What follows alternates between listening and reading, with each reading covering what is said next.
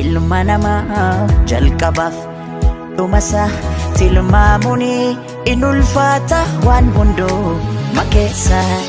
Ilmi namaa daggalaa turee bulee dabala. Ilmi namaa daggalaa turee buleeti dabala. Ilmi namaa daggalaa turee bulee dabala. Ilmi namaa maaloo daggalaa turee buleeti dabala.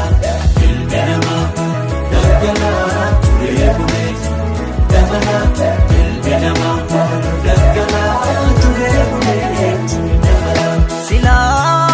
Silaan akkuma keenyaatti dhala namaati isaanis har'aaf carraan gante haadhaaf abbaa dhabaniis haadhaaf abbaa dhabuun isaanii qoda rabbiiti. Daa'imman kana gargaaruun qoda lammiiti. Ilmi namaa Daggalaa turee bulee dabala. ilmi namaa Daggalaa turee buleeti dabala.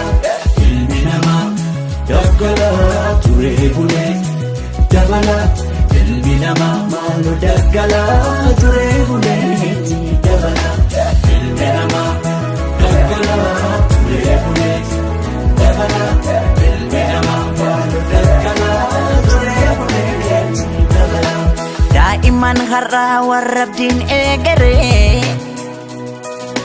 jiruu gadadootiin kophaa isaanii falmu. Haadhaaf abbaa dhabuun isaanii qoda rabbiiti. Daa'imman kana gargaaruun qoda lammiiti.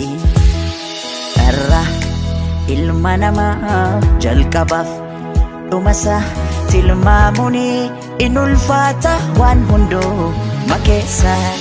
Ilmi namaa Daggalaa turee bulee dabala. ilmi namaa Daggalaa turee buleeti dabala. ilmi namaa daggalaa turee bulee dabala. Ilmi namaa maaloo daggalaa turee buleeti dabala. Ilmi namaa daggalaa turee bulee dabala. Ilmi namaa maaloo daggalaa turee buleeti dabala. Boona ongee keessatti bakkeetti coologne beelaan wal gajaana. Ganna bokkaa keessatti qaama keenya kichuu hin qorraan waxalamna.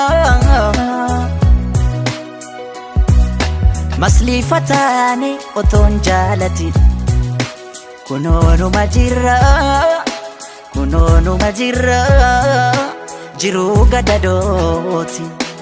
Irra ilma namaa jalqabaaf dhumasaa tilmaamuni in ulfaata waan hundoo makeessa.